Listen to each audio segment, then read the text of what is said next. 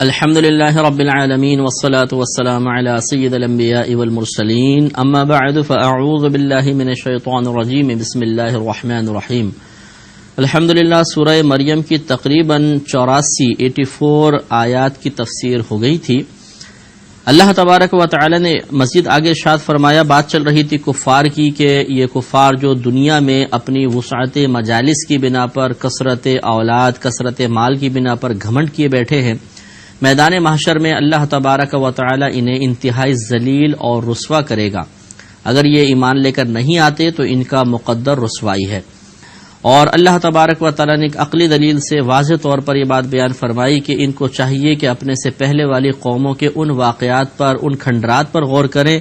جو واقعات ان کے درمیان عام ہیں، جن کھنڈرات کو یہ قافلوں کے اندر سفر کرتے ہوئے باقاعدہ اپنی آنکھوں سے دیکھتے ہیں۔ ان کفار کو خود یہ معلوم ہے کہ وہ ان سے مال و متاع کے اعتبار سے اور مقام اور عزت کے اعتبار سے کئی درجے بلند و بالا تھے، لیکن جب اللہ تبارک و تعالی نے ان کی گرفت فرمائی تو ان کو ہلاک و برباد کر دیا۔ اسی طریقے سے آخری آیت میں جو صحابہ کرام وغیرہ کو تسلی دی گئی کہ ان کے معاملے میں، کفار کے معاملے میں جلد بازی نہ کیجیے، کیونکہ یہ اللہ تعالیٰ کی مشیت ہوتی ہے کہ ہر ایک کے لیے اللہ نے ایک وقت مقرر کیا ہے، دنیا سے رخصت ہونے کا، اس کی زوال نعمت کا، زوال عزت کا، یا اس کے ایک مقام اور مرتبے کے حصول کا اللہ کی طرف سے ایک وقت مقرر ہے۔ لہذا صرف یہ تمنا کرنا کہ کاش سارے کافر ہلاک ہو جائیں، برباد ہو جائیں، یہ تمنا اپنے مقام پہ الگ بات ہے، لیکن کیا یہ تمنا پوری بھی ہوگی، فوراً ہو جائے، یہ ضروری نہیں ہے، کیونکہ بعض اوقات اللہ تبارک و تعالیٰ کی مشیت یہ ہوتی ہے کہ اللہ تعالیٰ ایک چیز کو اس کی مدت پوری کرنے دیتا ہے اور اس کے بعد پھر اس کی گرفت فرماتا ہے۔ اسی طرح کفار جو ہیں اپنی گنتی پوری کر رہے ہیں، اپنے دن پورے کر رہے ہیں، اپنے ایام پورے کر رہے ہیں، ان کا انجام بہرحال برود قیامت خراب ہی ہوگا۔ اس لیے ارشاد فرمایا کہ یوم نحشر المتقین الی الرحمن وفدا، جس دن ہم پرہیزگاروں کو رحمان کی طرف، اللہ تعالی کی طرف بطور مہمان لے کر جائیں گے۔ ونسوق المجرمین الی جہنم وردا، اور مجرموں کو جہنم کی طرف پیاس کی حالت میں ہانکا جائے گا۔ نسوقوں کا لفظ ہے ہانکنا، ایک ہوتا ہے کسی کو لے کر جانا، یہ ادب اور احترام کے الفاظ ہیں، اور ایک ہے کسی کو دھکے دیتے ہوئے، ہانکتے ہوئے، جیسے جانور کو ہانکتے ہیں مطلب چھڑی کے ذریعے یا آوازیں نکال کر اور جانور بھاگتا ہے آگے، بالکل اس طرح جیسے جانوروں کو لے کر جاتے ہیں، اس طرح یہ تمام جو آج اپنی دنیا کے اندر اپنی مجالس کو دیکھ کر پھولے نہیں سماتے ہیں، یہ کفار اسی طرح ہانکے جائیں گے۔ لا یملکون الشفاعۃ الا من اتخذ عند الرحمن عہدا، وہ لوگ شفاعت کے مالک نہیں ہوں گے مگر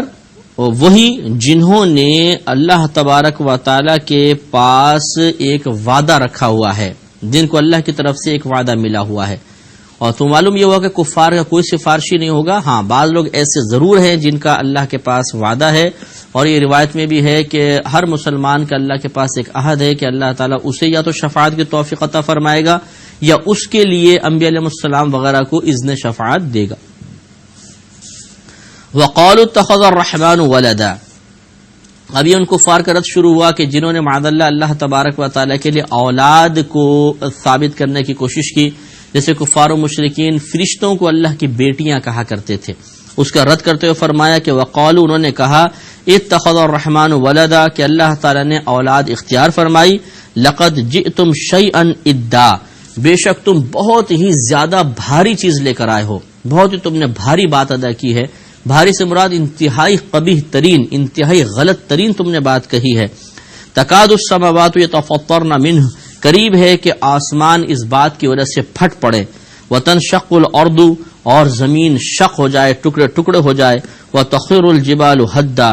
اور پہاڑ مسمار ہو کر گر کر تباہ و برباد ہو جائیں۔ تو یعنی کس بات سے؟ ان دعوا للرحمن ولدا، اس پر کہ انہوں نے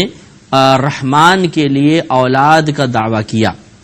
اس بات پر قریب ہے کہ آسمان پھٹ جائیں، زمینیں پھٹ جائیں، یعنی یہ اللہ کے لیے بہت ہی برا جملہ ہے۔ قطع نظر اس سے بلا تمثیل، جیسے کوئی مطلب پاک باز عورت ہو، اس کو تہمت لگا دی جائے کہ تمہارے ہاں یہ تمہاری اولاد ہے، کنواری لڑکی ہو، اس کو یہ عیب لگا دیا جائے کہ تمہاری اولاد ہے، تو اس کے لیے یقینی سی بات ہے کہ انتہائی یہ سخت، اس بلا تمثیل میں نے عرض کیا، اللہ تبارک و تعالیٰ کے لیے اولاد ثابت کرنا یہ ثابت کرتا ہے کہ پہلے اس کی کوئی زوجہ بھی ہونی چاہیے، پھر زوجہ میاں بیوی کے جو افعال ہیں وہ بھی سب متصور ہوں گے، تب کہیں جا کے اولاد پیدا ہوگی. تو یہ اللہ تعالیٰ کی شان کے لائق نہیں، اس کی شان بہت بلند و بالا ہے. اس اعتبار سے اس قول کی قباحت بہت ہی زیادہ ہے، اور اللہ نے اس کو اس انداز سے پھر بیان میں فرمایا، وما ينبغي للرحمن ان يتخذ ولدا، اور اللہ تعالیٰ کے لیے یہ مناسب ہی نہیں، رحمان کے لائق ہی نہیں کہ وہ کوئی اولاد بنائے. کیوں؟ ان کل من فی السماوات والارض الا آتی الرحمن عبدا، وجہ یہ ہے کہ آسمانوں اور زمین میں جتنے ہیں سب اس کے بندے ہو کر حاضر ہوں گے، اس کی بندگی کا اقرار کرتے ہوئے حاضر ہوں گے. تو جب سب کے سب مخلوق بندگی کا اقرار کر کے حاصل ہو رہی ہوگی تو پھر اللہ کی اولاد کہاں سے ہوگی؟ تو سب کے سب اس کے بندے ہیں، سب کو اللہ نے پیدا فرمایا ہے، تو سب کے سب چونکہ اللہ کے حضور بندے ہو کر حاضر ہوں گے، لہذا کوئی بھی ان میں سے پھر اللہ کی اولاد نہیں ہو سکتی ہے. لقد احصاهم وعدهم عدا، بے شک وہ یعنی اللہ تبارک و تعالی ان کا شمار جانتا ہے، اور اس نے ان میں سے ایک ایک فرد کو گن رکھا ہے، تعداد سب اللہ کو معلوم ہے. وَكُلُّهُمْ آتِيهِ يَوْمَ الْقِيَامَةِ فَرْدًا، اور ان میں سے ہر ایک بروز قیامت اللہ تبارک و تعالی کی بارگاہ میں اکیلا حاضر ہوگا. ان الذين آمنوا وعملوا الصالحات سيجعل لهم الرحمن ودا، بے شک وہ جو ایمان لائے اور انہوں نے اچھے کام کیے، ان قریب ان کے لیے رحمان محبت پیدا فرما دے گا. تو اس میں صحابہ کرام کے بارے میں بھی ہے کہ وہ صحابہ کرام کے درمیان اللہ تعالیٰ نے بڑی محبت پیدا فرمائی. بہت سے ایسے تھے جو پہلے زمانے جاہلیت میں ایک دوسرے سے دشمنی رکھا کرتے تھے، قبیلے کے قبیلے دشمن تھے، لیکن جب وہ نبی کریم صلی اللہ علیہ وسلم پر ایمان لے کر آئے تو اللہ تبارک و تعالیٰ نے ان سب کے دل میں محبت الفت پیدا کر دی اور وہ شیر و شکر ہو گئے. یا اس سے مراد یہ ہے کہ جب نیک عمل کرنے والے انتقال کریں گے، میدان محشر میں حاضر ہوں گے، تو وہاں اللہ تبارک و تعالیٰ ان سب کے درمیان آپس میں محبت پیدا فرمائے گا. جیسے کہ یہ کثیر مضامین کے احادیث کے مضامین اس پر شاہد ہیں کہ بروز قیامت اللہ تبارک و تعالیٰ سے کی خاطر ایک دوسرے سے محبت رکھنے والے عرش الہی کے سائے میں ہوں گے، اور ان کے ماتھے پہ لکھا ہوگا المتحابون فی اللہ، اللہ تبارک و تعالیٰ کی راہ میں آپس میں محبت کرنے والے. اور ایک روایت کے مطابق جب انبیاء علیہ السلام یعنی جب بروز قیامت ہوگا تو جو اللہ کی رضا کی خاطر محبت رکھنے والے ہوں گے ان کو اللہ ایسا نور عطا فرمائے گا کہ انبیاء علیہ السلام بھی ان کو دیکھ کر رشک کریں گے. حالانکہ نبیوں کا بہت ہی بلند مرتبہ ہے، رشک اس وجہ سے ہوگا کہ وہ بڑے اطمینان سے بیٹھے ہوں گے، اور انبیاء علیہ السلام کو معرفت الہی اتنی زیادہ ہوگی کہ یہ معرفت الہی ان کو خوف میں مبتلا کی ہوگی. تو ان لوگوں کی بے خوفی دیکھ کر، ان کی خوشی دیکھ کر انبیاء علیہ السلام کو رشک ہوگا. اس بات کو مزید یوں سمجھ لیجئے کہ ایک اگر بادشاہ ہے، اس کا ایک وزیر ہے، وزیر بادشاہ کی نفسیات کو جانتا ہے کہ بادشاہ جب خوش ہوتا ہے تو انعام کے دروازے کھول دیتا ہے، لیکن ناراض ہوتا ہے تو ایک چھوٹی سی بات پہ بھی گرفت کر کے فوراً تلوار سے سر اڑا دیتا ہے. اتنا یعنی جلالی بادشاہ بالفرض. تو اب اگر کوئی شخص محل میں داخل ہو، بادشاہ کے دربار میں آئے، بادشاہ بیٹھا ہے، اس کے ساتھ وزیر بیٹھا ہے، تو دیکھنے والا تو یہی کہے گا کہ واہ وزیر کتنے عیش میں، کیا وزیر کی شان ہے، بادشاہ کے ساتھ بیٹھا ہوا ہے. لیکن کوئی اس وزیر سے جا کر پوچھے کہ اس کی حالت کیسی ہے، وہ ہر لمحہ یہ خوف محسوس کر رہا ہوگا کہ کب بادشاہ ناراض ہوتا ہے، کب وہ تلوار نکال کے میری گردن اڑا دے گا.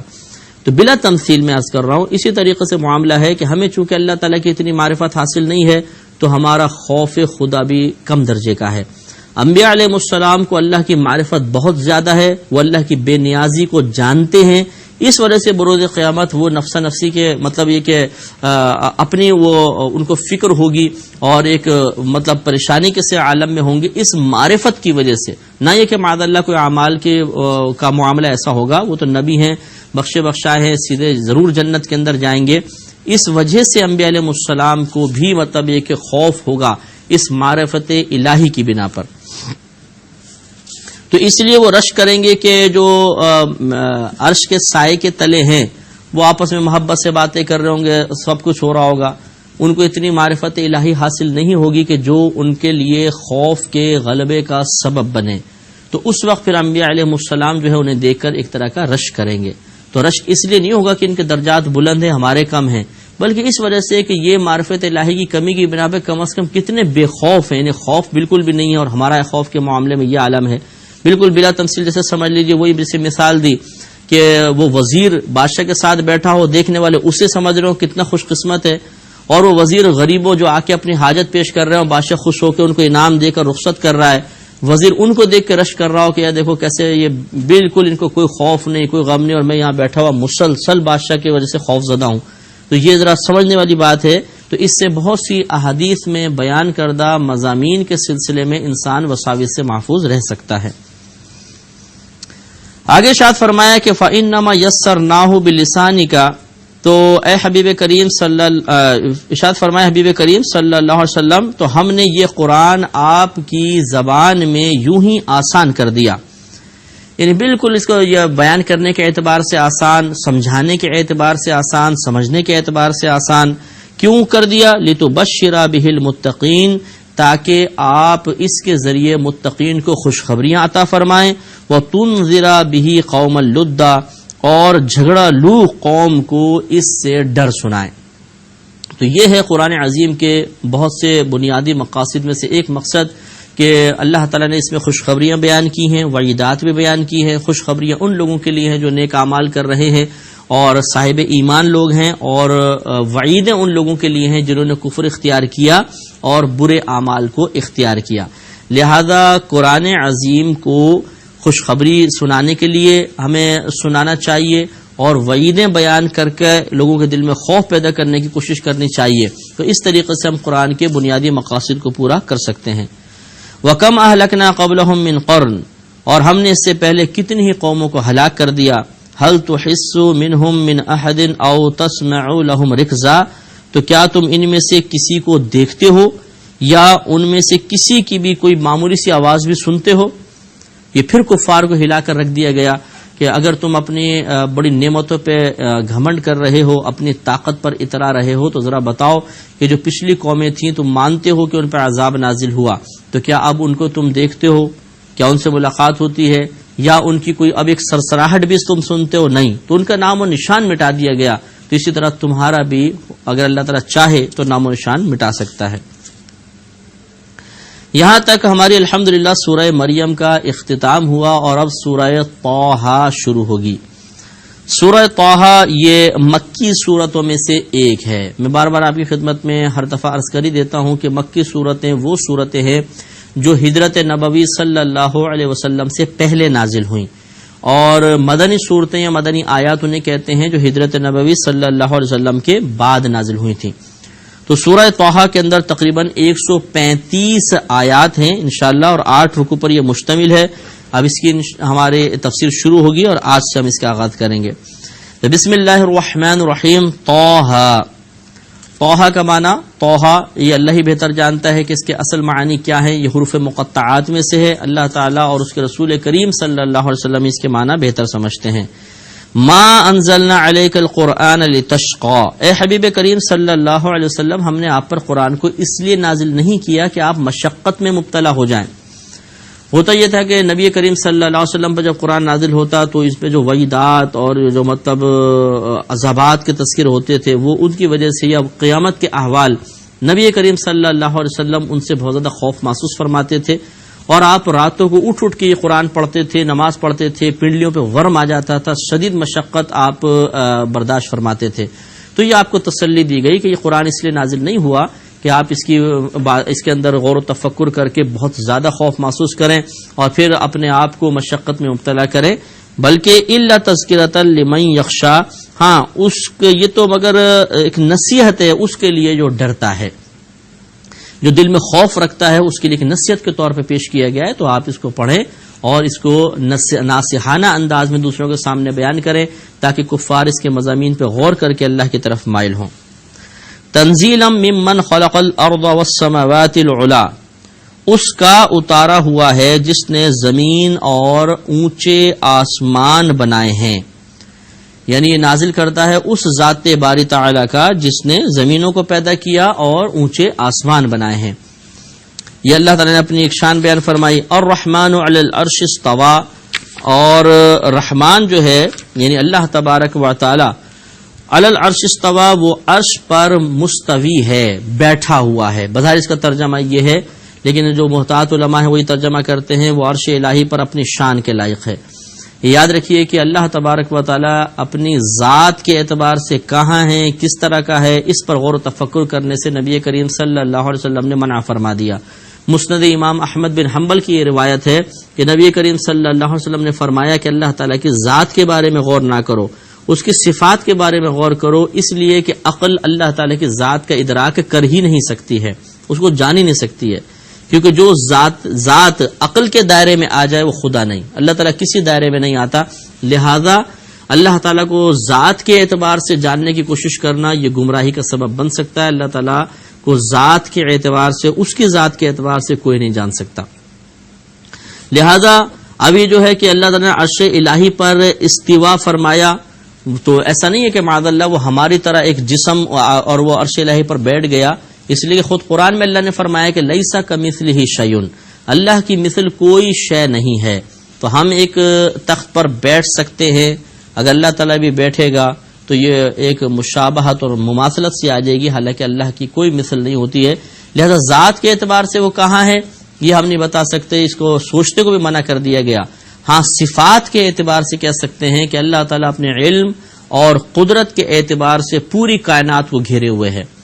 علم کے اعتبار سے گھیرنے کا مطلب یہ ہے کہ وہ ذرے ذرے کا علم رکھتا ہے، اور قدرت کے اعتبار سے گھیرنے کا مطلب یہ ہے کہ اللہ تبارک و تعالی اس بات پر قادر ہے کہ جہاں چاہے جیسا چاہے تصرف کرے، جس کو چاہے عزت دے، ذلت دے، مال چھینے، مال عطا فرما دے، تمام چیزوں پر، ان تصرفات پر وہ قادر ہے. وَإِن تَجْهَرْ آگے ارشاد فرمایا کہ لَهُ مَا فِي السَّمَاوَاتِ وَمَا فِي الْأَرْضِ وَمَا بَيْنَهُمَا وَمَا تَحْتَ الثَّرَى، اسی کے لیے ہے جو کچھ آسمانوں میں ہے اور جو زمین میں ہے اور جو ان کے درمیان ہے اور جو اس گیلی مٹی کے نیچے ہے. ان ساتوں زمینوں کے نیچے تحت الثری کہلاتا ہے، اس سے بھی نیچے تمام چیزوں کو اللہ تعالیٰ جانتا ہے. انشاءاللہ مزید کلام جاری رہے گا اگلے پروگرام میں. وآخر دعوانا ان الحمدللہ رب العالمین.